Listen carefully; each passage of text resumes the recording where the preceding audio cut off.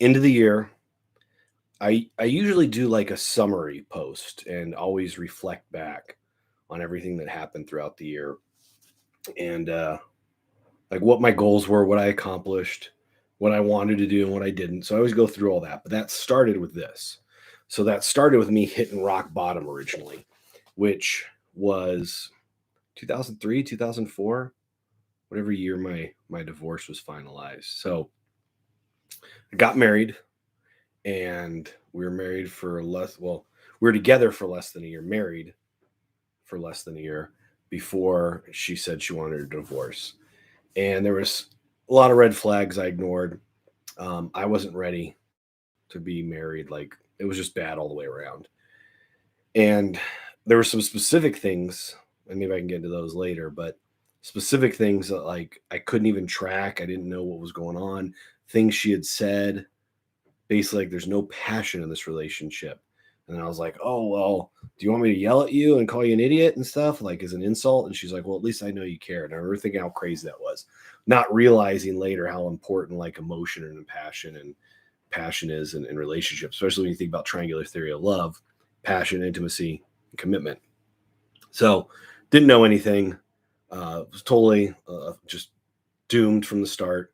And I think rebounds, like it was a rebound for her. I think it was kind of for me. But what I was just talking about with another student is when you're lonely, you're depressed, when you don't have anyone, you're so desperate for affection and for attention and for love that you'll put the blinders on and you'll jump into these bad relationships. So wish her all the best. There's no bad blood or anything, but she said she wanted a divorce. We started the paperwork on it. Brutal. I remember going to the lawyer and like she didn't we had to write like a check. This is years ago. So like she didn't have her checkbook with her. I always had a check like in my glove box or in my wallet. I think I had one both, but I had to like write the check to the lawyer who was a buddy of mine and like doing us a favor. And like I didn't even want to write the check because I wasn't the one like initiating the divorce. And so because I paid like on paper, I was the one like wanting it. So there's all these things like that that just sucked because like when I made a vow, when I gave my word, I when I do that, I mean it. So especially when I got married, like there was people at my wedding that I invited to, and then later we were busy. We moved to a different city, but people I was still on good terms with and friends with and stuff.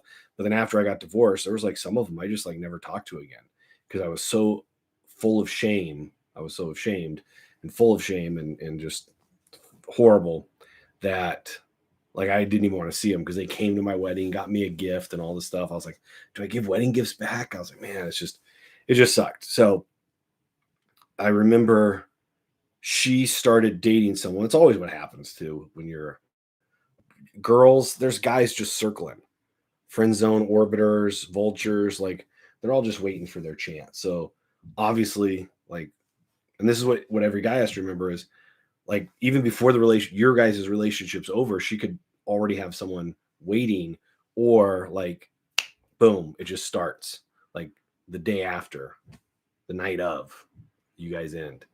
So she was dating someone else right away, and that sucked, obviously. And I wanted to date someone. I wanted to like get back into it and go out and have sex and stuff, but I didn't have the abilities to. Like I bragged that I had deleted all those like memory files from my brain, like dating and how to flirt. Oh, I don't know. Thank God I don't have to worry about that stuff anymore. But a year later, I have to. We were together for a bit and then um, married. So, anyways, a couple years, but you get my point. So I remember just trying to get girls, and then I was like, oh, okay, I have such bad crippling social anxiety. Well, let me try online. And this is like when online was first happening just before us. Like, cause I had met a couple girls online and it had a little bit of success. So I was like, well, let me try that again. So I think I got on OK Cupid, and this is when you would answer like all these questions and this whole big thing because it was like more than just a dating site. And I met a girl on it, and she was attractive, and she sent me a couple cute pictures. And then I saw later like she had like a rotten tooth in front, but I was like, okay, maybe that's I can't be beggars can't be choosers, and I guess now I'm divorced. I'm just gonna have to lower my standards. And then she like worked at Walgreens part time, lived at home. Anyways, all this crazy drama stuff. But I was like, okay, well, I can work with that. I can figure it out. And then in my mind, I was like, oh, I'll have this magical date. I'll sweep her off her feet. Some chick who doesn't even deserve it, and I shouldn't be putting on a pedestal. And oh, it's New Year's Eve. So New Year's Eve's coming up into the year. That's why I'm telling you the story. I was like, oh, New Year's Eve, I got this. We sold our house, made a lot of money on it, but I was in my apartment in Phoenix on South Mountain for anyone who knows that.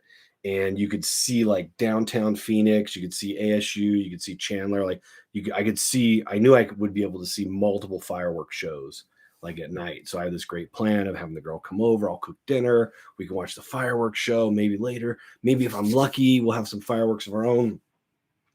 And then I got stood up and just stood up, nothing, no reach out, no. I'm texting, hey, are you okay? Like that's such an AFC logic move. Is everything okay? I haven't heard from you. I just want to make sure you're all right. So totally did all that, got stood up. And I remember sitting on the balcony and the fireworks shows were going off. And I had bottles of Maker's Mark whiskey, which isn't my favorite. So don't go out and buy me any. But lots of guys, when they see me posting about that for years, because I still had the same bottle for years, I would pour one glass every New Year's. On the balcony, having a glass of whiskey, and fireworks shows going off. I'm going back to it right now. And I'm standing on the balcony, and there's just multiple fireworks shows going off. And I'm just sitting there going, man, like, I'm such a loser. Like, no one wants to be with me. I couldn't even make a marriage work. There's a girl that technically is like below my standards. It was cute, but rotten tooth, vulgar, all that stuff. I was like, man, I can't do this. I can't deal with this anymore. And I got really depressed and really sad. And you start thinking bad thoughts.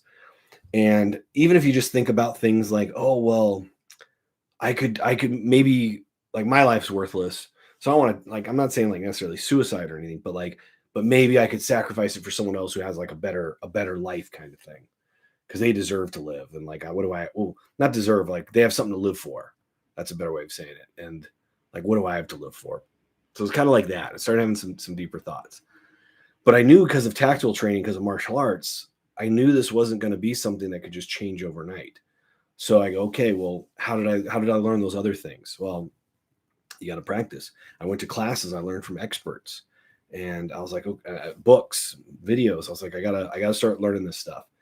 And I was like, I'm going to give myself a year, because you really need time to commit to something new. I'm going to give myself like a year to try to learn this stuff and figure it out. And then in a year, if I haven't, then I can maybe make some choices, which really it was kind of thinking about like maybe like going and join the military or something, and or just going and doing like real dangerous stuff, because I'm like, oh, why not? Like, again, there's nothing here for me. So it was going down that path of thought. But I was like, okay, I'm going to give myself a year. So New Year's Eve, and that's why New Year's Eve is always a big deal to me. I'm going to give myself a year for it. So that's what started the journey, which I'll get into in the next video. But rock bottom, divorced, house, sold it, and was supposed to be happily ever after. She was pregnant, had a miscarriage. I found out shortly after. Well, I don't want to put too much stuff, but she was very depressed after, and then things went bad for her, and I found that out later, and that just piled it up. And my dream of becoming a police officer, that was always my dream, is I want to be like a SWAT guy, which I'd actually helped teach some tactical classes like out in California. And we did one for a local down south by the kind of close to the border, a major department. We did a class. I helped out with that. And the SWAT commander thought like I was such a dialed in, cool dude, I guess, that later they were trying to figure out who I was with, what I was doing. My ex-wife was actually there helping out in the class. She was actually filming it with a night vision camcorder. And she was wearing an orange safety vest. And we were doing like hostage rescue stuff, low light stuff. And she was shot multiple times by the paintball guns. And so she's in an orange safety vest, camcorder, night vision camcorder, face mask on. The instructor's like, hey guys, don't shoot the girl who's filming. She's filming it. So later you can watch the videos and break things down. And she was shot multiple times. So that's kind of what started me thinking, hey, maybe the SWAT team coming and rescuing us isn't like the best plan. Maybe I should just take care of myself. Anyways, the SWAT commander later found out I was like a civilian, and because everyone else was military and law enforcement stuff. And they're like, he's like, you're a civilian? And I go, yeah. He's like, oh, what do you want to do? I was like, oh, I want to become like a SWAT guy. And he's like, get on the department. I'll help you get hired. And then after a year, when you're off probation, I'll help you. I guarantee a spot on our SWAT team. I'll help you get hired. If you get on, I guarantee a spot. And that was like my dream. And so I remember talking to my ex-wife on the drive home. I was like, hey, he invited me for this. And she's like, I don't want to move that far away from my family. So said no to that. I was like, oh, I'll figure out something else. That I'm living out here in Arizona. I'm doing tactical training. Then I get hearing damage. And then the department I was talking to, and the other one, there's like, oh yeah, you can't pass the physical. So my dream career that I've been doing all this training for was over. And so job, family, I wasn't close to. Like that was real rough growing up. The miscarriage, had a house, sold that. So now it was hard to find a place to live because all the prices of everything was going up. So I'm like renting an apartment, and then she's already off with someone else. So yeah, there was a lot of stuff, and then being stood up on New Year's. So all that together, rock bottom, dark thoughts, and yeah, that was a low point. So that's part one. I tell people a lot of the stuff, and I'm not getting into all the details, but like childhood was pretty rough. We were pretty poor at a time and things. And so a lot of the stories with students, when they start opening up to me and I share back, there's stuff I don't want to put on the internet, but there's stuff that we'll compare. I call it comparing like what was me contest. And like, so far I've never been one upped in a what was me contest with a student when we start saying all the bad stuff we went through. So I don't want to get too much into it because part two of this is going to be how I rose from the ashes like a phoenix and how I turned all that negative stuff into good stuff. And the roadmap that I came up with, and then the couple things I wish I would have done differently at the beginning. And that's going to be the video for the beginning of the year, how I started off my whole PUA journey. And it wasn't a PUA journey because it took me a couple months to even find out about PUA stuff. So this was just me starting off my self-improvement journey and my dating life improvement journey and trying to master, really what it was is trying to master this area of my life. Because I'd done some cool stuff, but I was like, I can't figure this out. So I heard a good quote years ago and it really resonated with me. I read it originally and then later I heard it. Tony Robbins, which is true change only comes from inspiration or desperation. So hitting rock bottom, I'm desperate. Now the cool part is a couple months later, I saw some of the PUA stuff in action and then I became inspired. So now I was coming at it from both sides. I was desperate and inspired, and that's why I went so hard, so fast, and was so committed to this stuff. But there you go. That's my rock bottom. And it sucked. I was living alone. I remember watching Star Trek, Deep Space Nine, and had a cool place, this cool pimp pad, not being used at all. Living over by ASU, one of the colleges with the most attractive women ever, wouldn't talk to anyone, was working from home before. I was doing some tactical training. That job then got shelved because the guy who was doing it went to go, sold the company and started working for a government agency. So then my career was over, and then relationships. So yeah, sucked. So end of the year, that's where I was. And what I said at the beginning about always thinking about like where you're at, using the years as a reference point is real simple because like you're living the life you earned. So if you didn't make cool stuff happen this year, it's your fault. And in that year when I got stood up, like that was all my fault. Putting all my eggs in one basket, like so many cliche rules I broke. So now it just becomes a story. Like my lowest point becomes a story to help other people and inspire people. And how cool is that? That like I get to turn negatives like that into positives.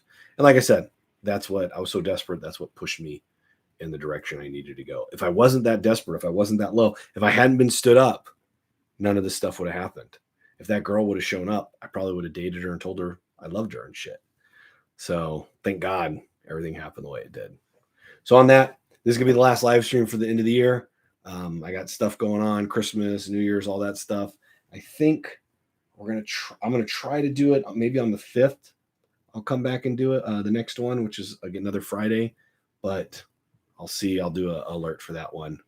And yeah, thanks for being here. Thanks for anyone who came and watched this stuff. If anyone wants some advice or help, reach out. Otherwise, I'll be on Discord. I hope you guys all have a Merry Christmas and a Happy New Year. And if you don't, there's next year.